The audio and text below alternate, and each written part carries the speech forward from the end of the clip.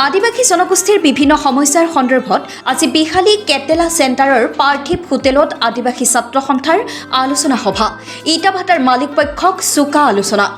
আজি আদিবাসী জনগোষ্ঠীৰ বিভিন্ন সমস্যাৰ সন্দৰ্ভত আজি বিহালী কেটেলা চেণ্টাৰৰ পাৰ্থিৱ হোটেলৰ সভাকক্ষত আদিবাসী ছাত্ৰ সন্থাৰ এখন আলোচনা সভা অনুষ্ঠিত হয়। এই সভাত সভাপতিত্ব কৰে অৱসৰপ্ৰাপ্ত শিক্ষক বৈশাখু ৰয়ে। সভাৰ উদ্দেশ্য ব্যাখ্যা কৰে আচ্ছাৰ নেতা বিপুল তাঁতীয়ে। উল্লেখ্য যে বিহালী বৰগাঙৰ ইটাভাটা সমূহত বিগত বৰ্ষত ইটাভাটাই সৃষ্টি কৰা বৃহৎ জলাশয়ত পৰি বিভিন্ন সময়ত শ্ৰমিক আৰু শিশু আদিৰ অকাল মৃত্যু হৈ আহিছে। এই সন্দৰ্ভত সংশ্লিষ্ট কৰ্তৃপক্ষৰ বিৰুদ্ধে আজি বিশ্বনাথ জিলা আৰু আঞ্চলিক আদিবাসী ছাত্ৰ সন্থাই আলোচনা সভাত তীব্ৰ প্ৰতিক্ৰিয়া প্ৰকাশ কৰি আলোচনা কৰে।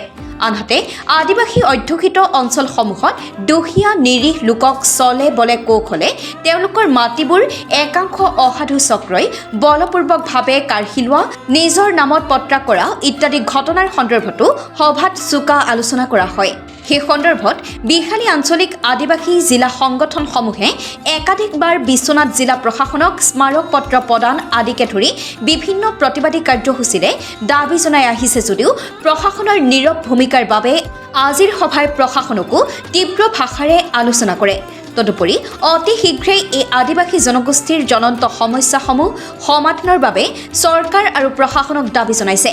অন্যথা আদিবাসী ছাত্ৰ সংগঠনে জংগী আন্দোলনৰ কাৰ্যসূচী হাতত ল'ব বুলি সাংবাদিকৰ আগত মত প্ৰকাশ কৰে। বিহালীৰ পৰা ভুৱন লুইটলৰ ৰিপৰ্টাৰ লাইভ অসম। এই দুটা ইতিমধ্যে বিহালী ভাটাত চলি আছে, এতিয়ালৈকে কিন্তু কোনো সদুত্তৰ হোৱা নাই। নহয়, আমি দুৰ্ভাগ্যজনক বিষয়টো হৈছে যে আমি প্ৰশাসনৰ ওচৰত বা চক্ৰ বিষয়াৰ ওচৰত আমি অসম চৰকাৰৰ আগত আমি বাৰম্বাৰ এটা কথা উপস্থাপন কৰি আহিছো যে একাংশ ইটা ভাটাৰ মালিকে চৰকাৰী ভূমি দখল কৰি তেওঁলোকে ৰমৰমীয়া বেপাৰ চলাই আহিছে। আৰু এই কথাবিলাক তেওঁলোকে জনাৰ পিছতো প্ৰশাসনেই হওক বা চৰকাৰখনেই হওক তেওঁলোকে যি বিহিত ব্যৱস্থা ল'ব লাগিছিলে লোৱা নাই।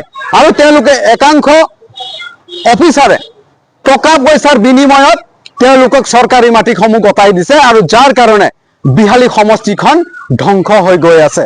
আৰু সেই চৰকাৰী বিষয়াবিলাকে চকীত বহি সেই লীলাবিলাক চাই আছে। গতিকে আমি তেওঁলোককো ধিক্কাৰ দিছো। চৰকাৰে তেওঁলোকক লাখ লাখ টকা দি তেওঁলোকক চাকৰি দিছে, কিন্তু তেওঁলোকে সাধাৰণ মানুহৰ বা চৰকাৰী সম্পত্তি বচোৱাৰ বিপৰীতে তেওঁলোকে একাংশ ইটা ভাটাৰ মালিকক তেওঁলোকে ৰক্ষণাবেক্ষণ দি আহিছে। আৰু সেই ঘটনাবিলাককো আমি অসম চৰকাৰৰ মুখ্যমন্ত্ৰী ডাঙৰীয়াক আমি আহ্বান জনাইছো যে তদন্ত হ'ব লাগিব আৰু তেনে বিষয়াসকলৰ ওপৰতো বিহিত ব্যৱস্থা গ্ৰহণ কৰিব লাগিব। আৰু এইখিনিতে আমাৰ নতুনকৈ হোৱা আমাৰ বিহালীৰ জনপ্ৰতিনিধি, যিহেতু তেওঁ আমাৰ আদিবাসী জনগোষ্ঠীৰে এজন একালৰ তেওঁ চাহ জনজাতি ছাত্ৰ সন্থাৰ তেওঁ এজন বিষয়ববীয়া আছিল আৰু এটা সময়ত তেওঁ আহি আজি বিহালী সমষ্টিৰ তেওঁ বিধায়ক হৈছে। আমি তেখেতক আদৰণি জনাইছো। আমি ভাল পাইছো যাতে তেওঁ এই ঘটনাবিলাকত অলপ পদক্ষেপ গ্ৰহণ কৰি যাতে এই সাধাৰণ নিৰীহ লোকসকলক যি ধৰণৰ আচলতে মাটি বাৰীৰ উৎপাত যিটো কাৰ্যসূচী ইয়াত চলি আছে সেইটো যাতে ৰোধ কৰাৰ কাৰণে তেখেত ওলাই আহক। অন্যথা আমাৰ জনগোষ্ঠীটো যে এটা অন্ধকাৰ ফালে গতি কৰিছে সেইটো আচলতে সময়ত নিশেষ হৈ যাব।